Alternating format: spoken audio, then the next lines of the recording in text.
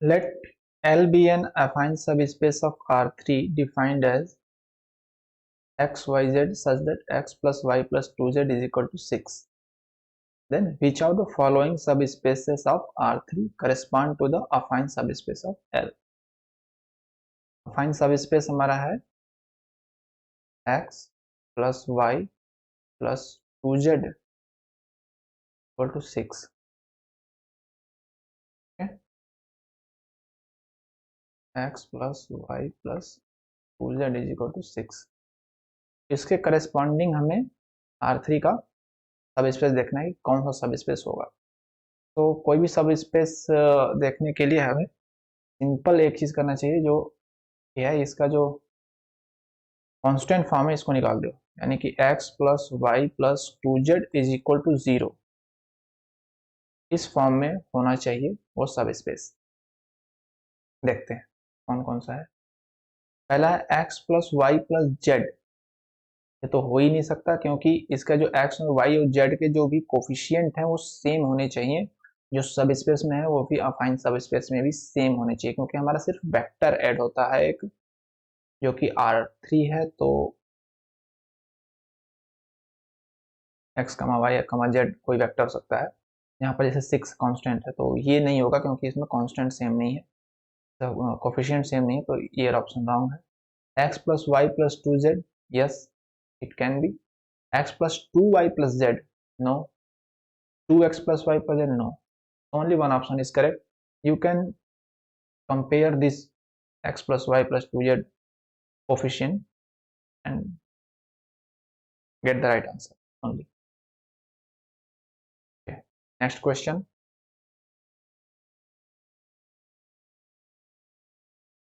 Next question is saying which of the following subsets of R2 represents an affine subspace of R2.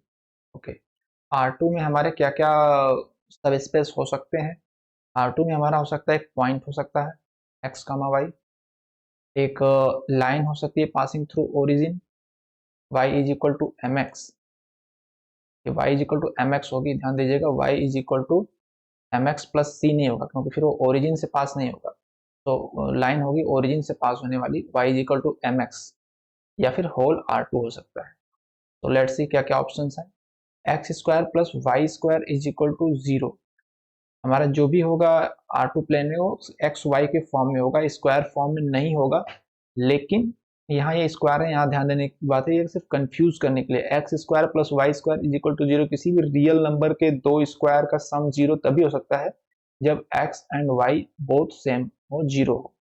तो यहाँ पर इस expression का मतलब है कि x is equal to y is equal to 0. इसलिए ये हमारा R2 प्लेन में होगा. It is okay. X square plus y square 4 ये नहीं होगा, क्योंकि यहाँ पर 0 होता तो we can accept x and y 0 है, बट 4 है तो ये कोई और ही फार्मूला हो गया, ये R2 प्लेन का नहीं है फॉर अफाइन सबस्पेस. हमारे तीन ही चीज R2 प्लेन में हो सकती है. पॉइंट हो सकता है, लाइन पासिंग थ्रू ओरिजिन, या फिर होल R2. ये नहीं होगा. x की पावर 5 है, ये भी नहीं होगा. 3x plus y is equal to 1, हाँ यहाँ पे हो सकता है.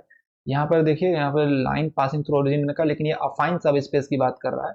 अफाइन सबस्पेस में ये 1 कांस्टेंट आ गया है. अगर ये सिर्फ सबस्पेस की बात होता तो 3x प्लस वाई ही होगा. 3x plus y is equal to 1 is affine subspace can be. Okay. And x is equal to 1 ये भी हो सकता है. 5x स्क्वायर नहीं होगा, x क्यूब नहीं होगा. 1, 2 एक पॉइंट है, ये भी हो सकता है. ये ऑप्शंस हो सकते हैं R2 प्लेन में as a affine subspace. Next question. which of the following subset of R3 represents an affine subspace of R3. R3 का कौन सा है देखते हैं. like previous question, x plus y square plus z square is equal to 0 only possible जब x is equal to y is equal to z is equal to 0 हो. तो ये कंसीडर कर सकते हैं, ये अफाइन सबस्पेस हो सकता है. दूसरा वाला नहीं होगा क्योंकि इज इक्वल टू 1 है. तीसरा वाला x plus y plus z is equal to 2 ये हो सकता है अफाइन सबस्पेस. ओके. क्योंकि यहाँ पर जब सबस्पेस की सिर्फ बात हो तो 0 आप रखिए, और जब अफाइन सबस्पेस हो तो इज इक्वल टू 2 चलेगा. 2x plus y is equal to 3z ये भी सही है. x इंटू वाई दो मल्टीपल है, दो वेक्टर का, ये नहीं हो सकता है. एक्स वाई मल्टीप्लाई नहीं हो सकता है. प्लेन में ये नहीं होगा, and y is equal to x plus z, ये सही है।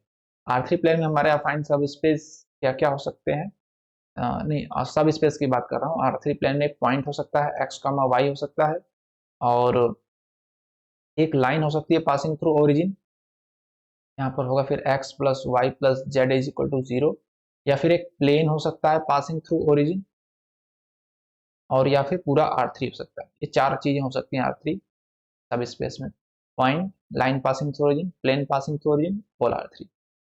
Okay, next question, is saying let U be a subspace of vector space R3 and a basis of U is given by, okay, then which of the following subsets of R3 is an affine subspace of R3 such that the corresponding vector subspace is U? okay, तो अफाइन सब space क्या होता है हमें पता है, L is equal to होता है V प्लस यू, जहाँ V एक वेक्टर है एंड U हमारा जो है एक सब स्पेस होता है।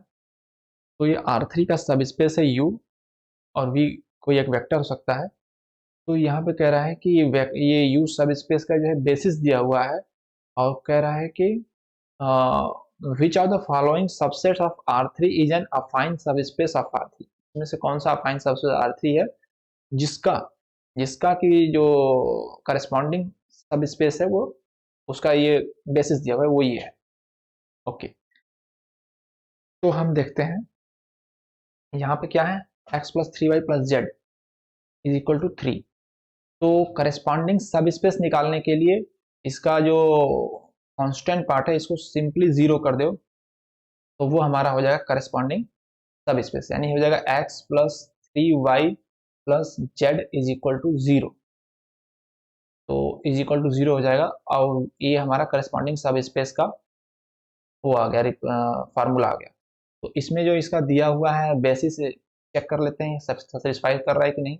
एक्स 0 1 माइनस थ्री, एक्स हो गया 0 प्लस 1 यानी कि 3, एंड जेड यानी कि -3 इज इक्वल टू 0।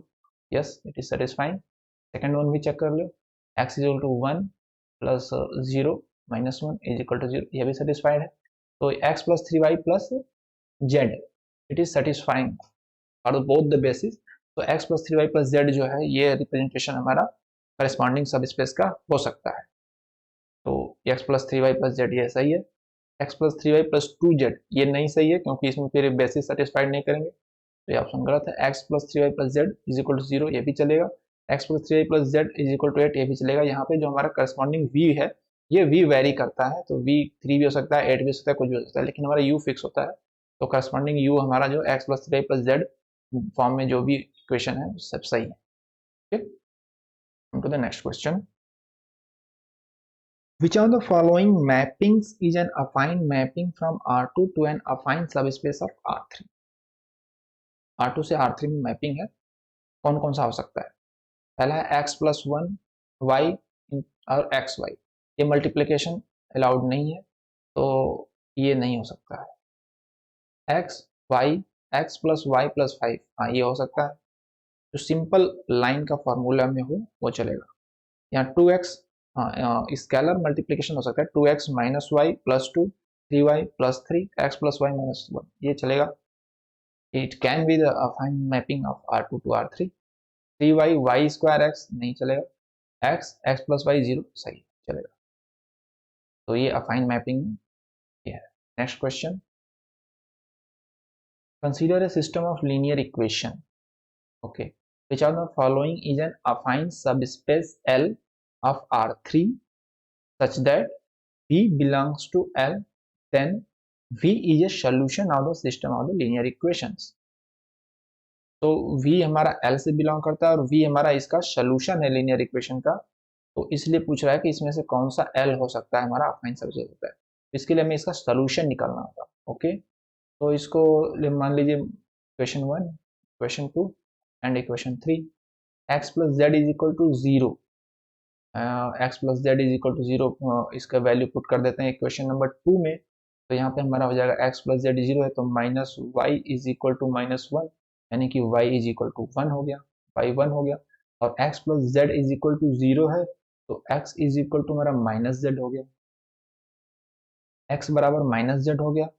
x और z दो डिपेंडेंट वेरिएबल हो गया और एक y is equal to 1 fix हो गया। तो let take z is equal to 1, तो x हमारा हो जाएगा -1 और y 1 और z हमारा, z को हमने 1 लिया है तो 1 हो जाएगा, तो -1 1 1, या z को आप t ले लो तो x बराबर माइनस जेड है तो माइनस टी हो जाएगा, और y हमारा 1 है, y फिक्स है, और z को हमने t लिया है तो -1 1 t फॉर्म में ये आएगा एल का फार्मूला, -t 1 और t, ये ऑप्शन में से जो भी v होगा वो सेटिस्फाइड करेगा तीनों इक्वेशन को।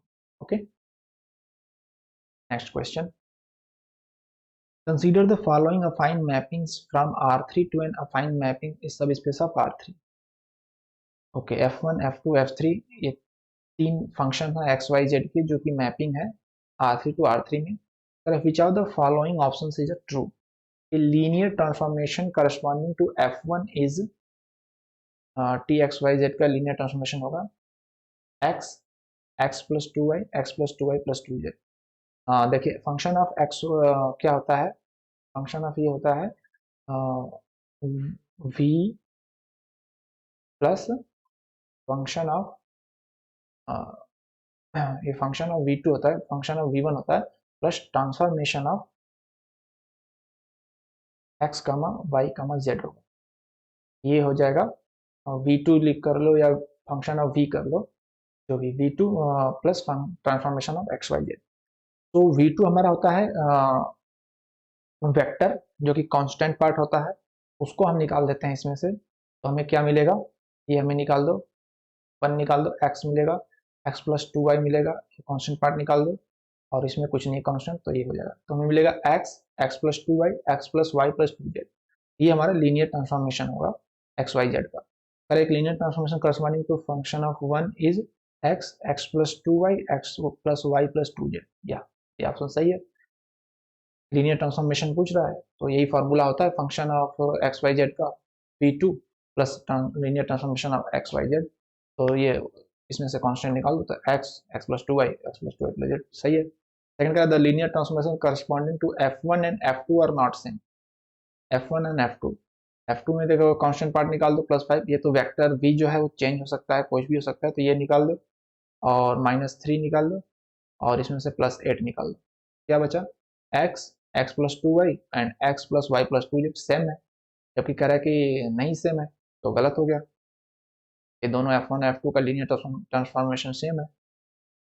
थर्ड कह रहा है कि linear transformation corresponding to f3 is x y plus z x plus y, f3 का क्या है 2x प्लस 4 को निकाल दो लीनियर ट्रांसफॉर्मेशन के लिए, y प्लस जेड -1 निकाल दो and x plus y plus 5, तो क्या होगा 2x y प्लस जेड और x प्लस वाई, जो कि थर्ड ऑप्शन है 2x y plus z x plus 5, तो ये ऑप्शन सही हो गया, ये ऑप्शन गलत हो गया। ओके क्लियर, चलिए नेक्स्ट क्वेश्चन पे चलते हैं। यह क्वेश्चन थोड़ा सा बड़ा है तो मैं पहले से सॉल्व कर रखा है, एक्सप्लेन कर देता हूँ। है कि suppose function is R2 is an अफाइन mapping such that function of 2, 3 दिया है, फंक्शन ऑफ 2, 1 दिया है, फंक्शन ऑफ 1, 0 दिया है। If function of -2, 5 is equal to a, b है तो a प्लस बी की वैल्यू पूछ रहा है हमें, फंक्शन ऑफ -2, 5 निकालना है, तो इसके लिए हमें फंक्शन की एक्सप्रेशन पूरा इक्वेशन निकालनी पड़ेगी। तो फंक्शन क्या होता है, एल से एल प्राइम में मैपिंग है, एल क्या होता है v प्लस यू होता है, function of v plus u is equal to function of v prime and plus u prime होता है, v क्या होता है फंक्शन ऑफ v होता है, u प्राइम होता है लीनियर ट्रांसफॉर्मेशन u, लास्ट पिछले क्वेश्चन में हमने देखा था ये लीनियर ट्रांसफॉर्मेशन ऑफ u का होता है। तो यहाँ पे हम क्या लेते हैं, function of v plus you के लिए हम जो v है उसको हम 0, 0 ले लेते हैं इक्वेशन को इजी करने के लिए, सॉल्व करने के लिए, तो हमारा जो function of v plus u है वो बन जाता है function of u is equal to v2, function of v को मैं v2 लिख रहा हूँ यहाँ पे, v2 plus transformation of u, तो function of u is equal to v2 plus transformation of u। तो फंक्शन ऑफ 2, 3 जो वैल्यूज हमें दी हुई हैं 2, 3, तो हम लिख लेंगे फंक्शन ऑफ 2, 3 हो जाएगा हमारा v2 प्लस ट्रांसफॉर्मेशन ऑफ 2, 3। और v2 के फंक्शन ऑफ 2 3 की वैल्यू भी दी हुई है 3 कामा माइनस वन। इस तरह फंक्शन ऑफ 2 कामा वन हो जाएगा v2 plus transformation of 2 comma one, and function of 1 comma zero हो जाएगा v2 plus transformation of 1 comma zero. ये हमारी 3 इक्वेशन हो जाएंगी। यह इक्वेशन बनाने का मतलब यही है, पर्पज यही है कि हमें लीनियर ट्रांसफॉर्मेशन की भी फार्मूला निकालना होगा और हमें v2 भी निकालना होगा, तब हम किसी का फंक्शन निकाल सकते हैं।